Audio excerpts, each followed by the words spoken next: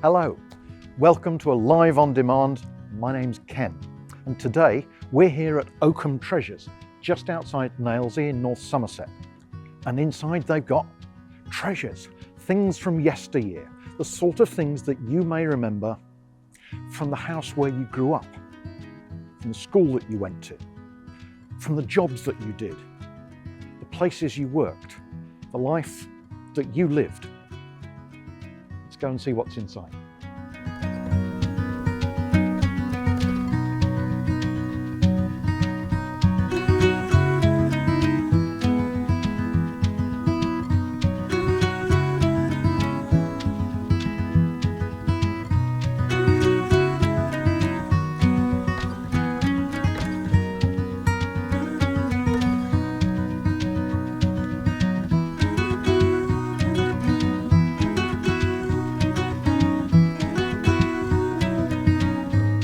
Here at Oakham Treasures, they've got a wide selection of agricultural equipment, including tractors, like the display we've got here.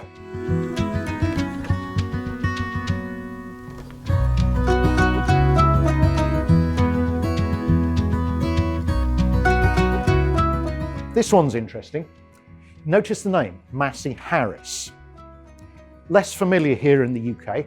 They were an American-Canadian manufacturer of agricultural products. But in the 1950s, they teamed up with the British manufacturer Ferguson. And so, since the 1950s, Massey Ferguson have been producing agricultural equipment which has gone all over the world. You may have used some of their tech.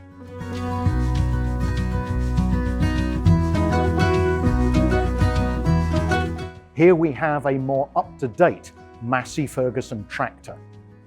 This one, built in the 1970s, and we will remember having seen these all over the farms of this country. Pulling, digging, powering. Not only that, it's bright red. Did you ever use any Massey Ferguson equipment on a farm, on a building site? Do you remember seeing them around you?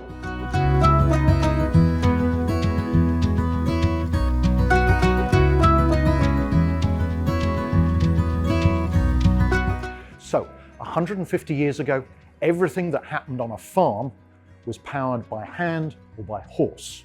And then they invented the internal combustion engine. With that, you could power bigger bits of machinery. So, behind me is a collection of static or stationary engines, powered by petrol, oil, paraffin, and they could drive bigger bits of kit. So, over behind me, we've got a static engine built in 1917, connected to this agricultural chipper. You'd put your root vegetables in the top, your beets, your parsnips, they'd get chopped down into small chunks and you could feed them straight away to your animals, pigs, sheep, things like that. Perhaps you remember seeing devices like this in farmyards when you were growing up. Perhaps you've worked on the pieces of equipment which came after these.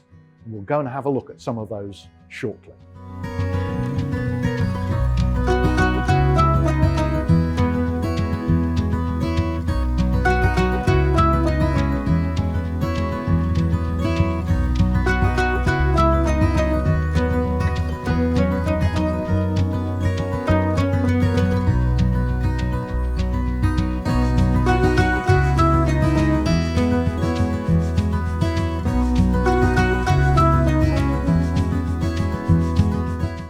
Here we are, standing beside a Fordson standard tractor.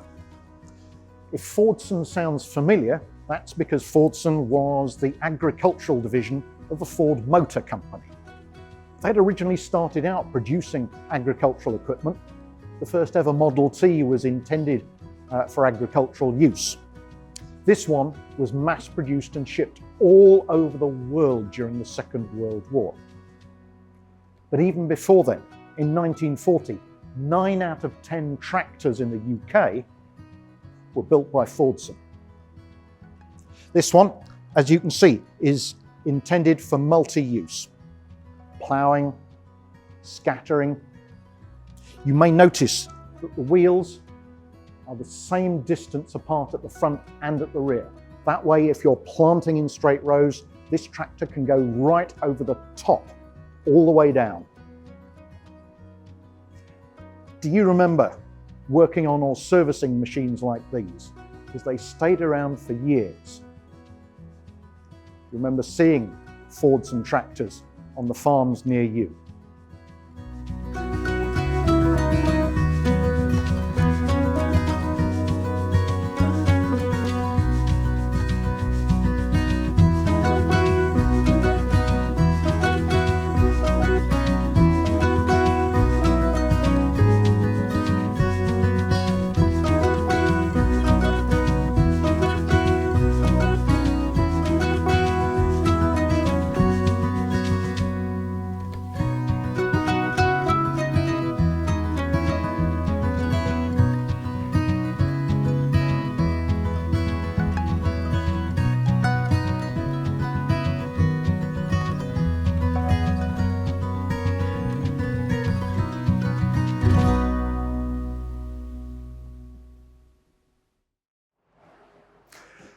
For all the technology we use, some pieces of farm equipment never go out of fashion. I give you the humble wheelbarrow.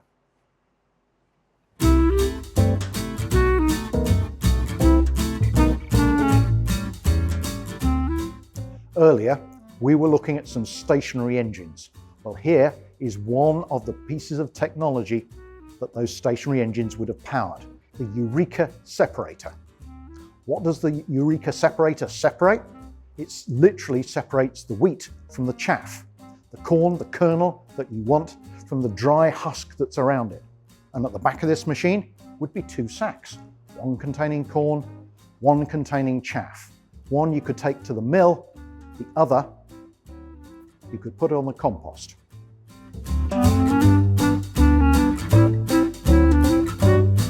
For thousands of years, farmers had grown corn, cut it down, and then to get at the wheat, they had to thresh it with flails and forks on the ground.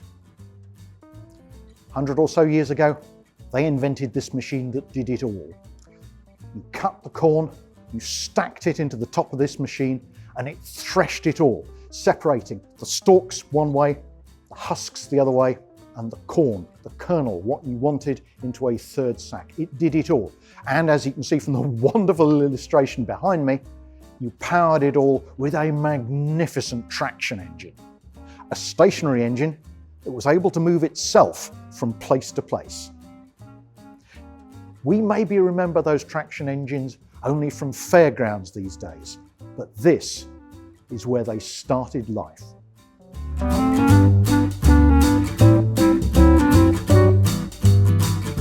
So, growing corn has gone from threshing on the ground to stationary threshing machines, but still you had to cut the corn and bring it to the machine. So, if you've already got an engine, why not move it around? Hence, the combine harvester. It will go wherever the corn is. Scoop it up, thresh it, and separate it out into sacks, all in one piece of machinery. So what a generation earlier might have taken a team of 30 men several days to accomplish could now be done with one man, one combine harvester, and a mechanic. Did you ever work in agriculture? Did you ever drive one of these beasts? Or maybe you were selling corn, wheat, bread products. What was your connection to the farming industry?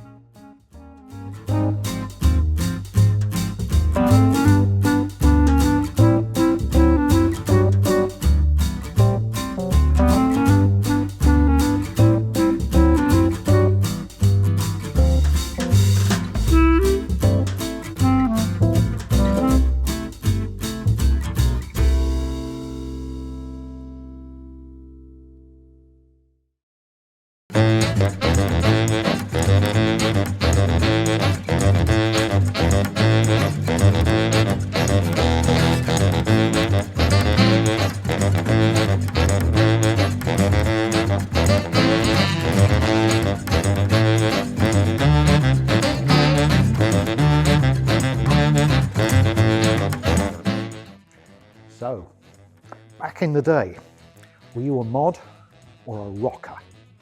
We got both here today. Mods in their long parka anoraks over really smart, sharp suits and riding a Vespa like this one.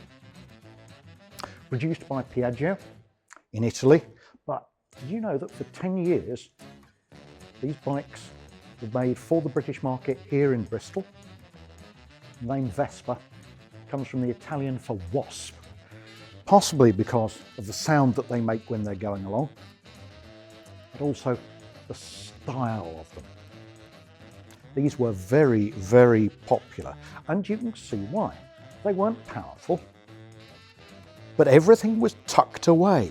The engine was wrapped up in these cowlings, so you didn't get grease on your lovely sharp suits, or if you were a woman who rode these, on your dress, on your nylons, on your trousers. Not only that, the shielding there meant that you didn't have to wear two pairs of shoes. You didn't have to have a pair of shoes for riding and another pair of shoes for the office. You could wear both as you zipped around town, knowing that one tank of petrol would last you for weeks. These engines were only ever between 50 and 150 cc's, so one tank of petrol could last you forever. But if you were a proper mod, one headlight, one pair of wing mirrors, no, you could pile them up so that the entire front of the bike was covered in headlights and wing mirrors. You would have a 6-foot aerial on the back complete with a raccoon tail.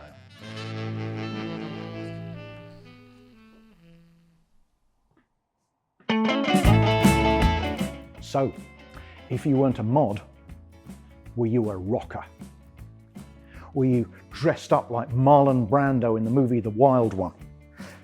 Black leather jacket, riding boots, grease in your hair, listening to rock music by Eddie Cochran and Gene Vincent, and riding a motorbike like this one, the Norton Dominator 99, 600 cc's, capable of doing the ton, 100 miles an hour, and built in Birmingham.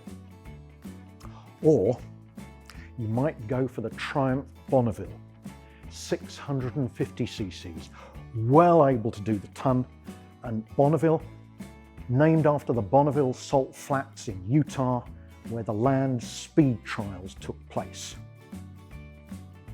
Did you ever ride a motorbike? What was the fastest speed you ever went? And do you like the colour? Red. Everything that's painted red goes that little bit faster, doesn't it? What's your favourite colour to ride on or in?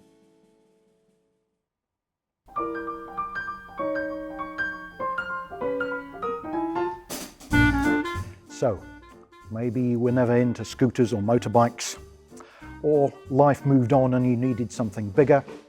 Well, in the 1960s or 70s, you might have gone for the Hillman Hunter, like this splendid 1974 deluxe version. It's got everything you need: seats, brakes, radio, but most especially in this model, space, acres of space. There were one or two peculiarities. If you sat in the driver's seat, the handbrake was down between you and the driver's door. What this doesn't have is style. It's a bit boxy, a bit straight, and was very quickly outmarketed by the Cortina Mark II that came along in about 1974. Now that was a stylish car.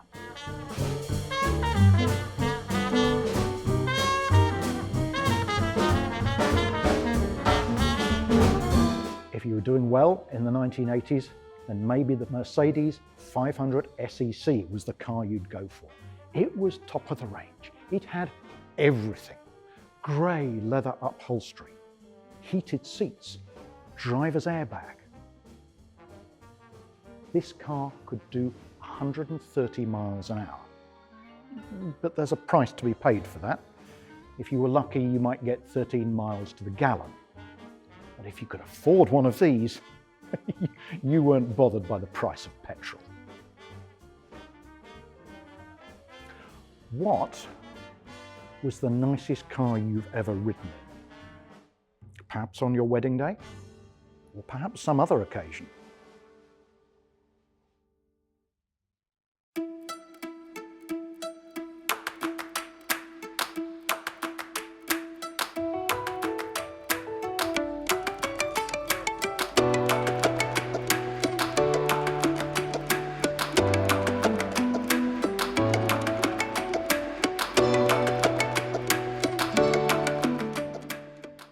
So, you've got a car, you're driving places, and you have a breakdown.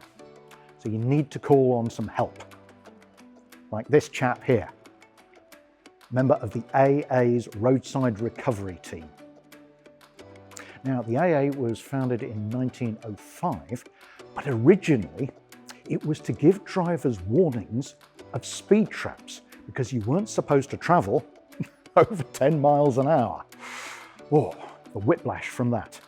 However, they could also get some help to you if you could get to a phone box, or possibly one of their own phone boxes. Or maybe you weren't with the AA, the Automobile Association, you were with the Royal Automobile Club, the RAC. Founded a few years earlier in 1897, they too would provide you with assistance anywhere in the country. Maps, guidebooks, route planning, all of which is available today on your phone. So we've had a wonderful day here at Oakham Treasures. They have thousands of items to look at. But for me, I'm heading home for a cup of tea. We'll see you again very soon at a Live on Demand. Bye.